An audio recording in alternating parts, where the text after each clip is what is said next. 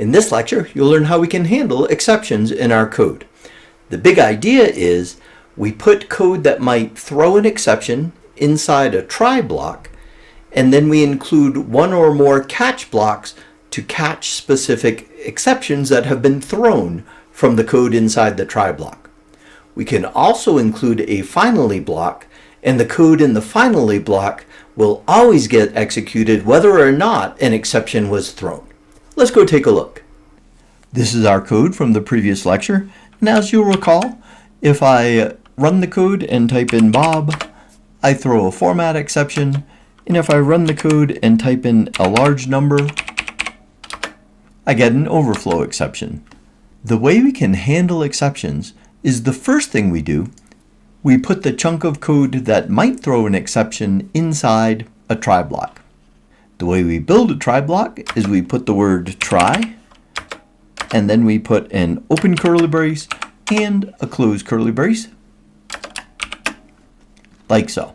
Now IntelliSense is trying to suggest a catch block. The reason IntelliSense is suggesting that we add a catch block is, as you can see, we have a red squiggly on this closed curly brace, and that error is that the compiler expected a catch or a finally. So once we add a try block, we have to include at least one catch block or a finally block. Otherwise, there was no point in adding the try block in the first place. So I'm going to add a catch block, though I'm not going to add it exactly this way. I'll accept it and then I'll change it a little bit. So I'm going to say I'm going to catch an exception, and I'll hit enter and I'll get rid of this extra extraneous block.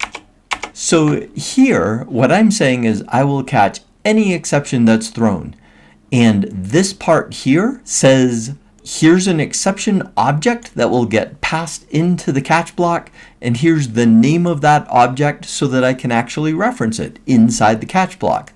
Let's do that by saying console.writeLine, and we'll take the suggestion here that we want to print out the message that comes along with the exception. Now when I run my code, if I type in Bob, I don't actually crash. I catch that exception in this catch block, and I can reference the message for that exception object, which happens to be input string was not in a correct format.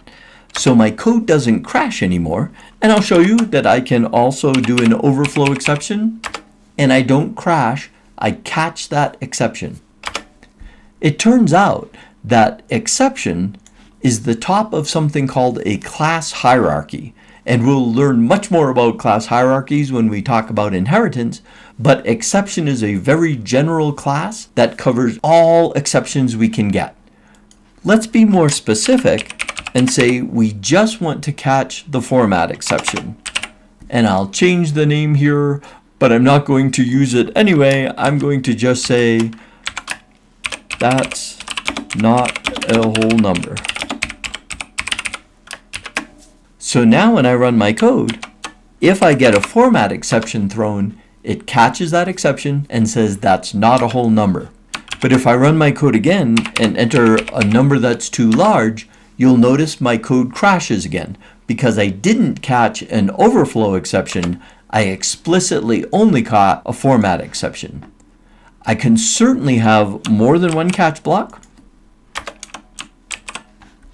So let's catch the overflow exception, and I'll change the name. Again, I'm not using it, but I want to have this name imply it's an overflow exception, and I'll say that number is out of range. Bob still gets caught in the format exception catch block, and now I also catch the overflow exception in the overflow exception block. And when you have multiple catch blocks, they sort of work like else ifs within an if statement. Once we catch one of the exceptions, we do the processing in the catch block, and then we go past the end of the second catch block. That doesn't actually apply here because we're catching two distinct exceptions, but if I in fact put something like exception EX here, I wouldn't catch it for the format exception. In fact, let's watch that happen.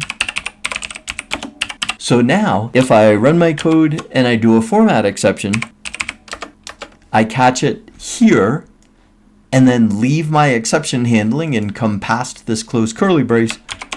But if I do the system overflow exception, I get that number is out of range. I'm going to change this back to the way it was.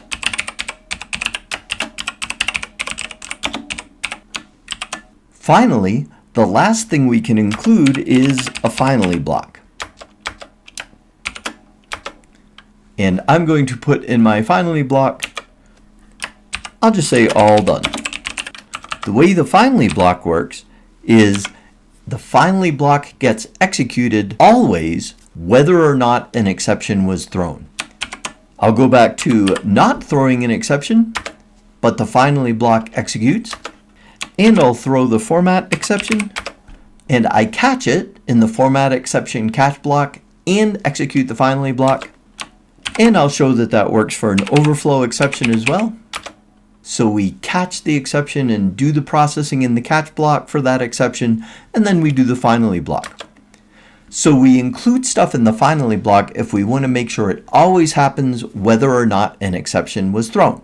And we'll see in the next lesson where we start doing file input and output that we'll always want to close a file that we opened in a finally block whether or not some exception got thrown while we were processing the file. So that's one example of something that we need to include in a finally block. To recap, in this lecture you learned that we can handle exceptions using try and catch blocks, and you also learned that we can include a finally block as appropriate.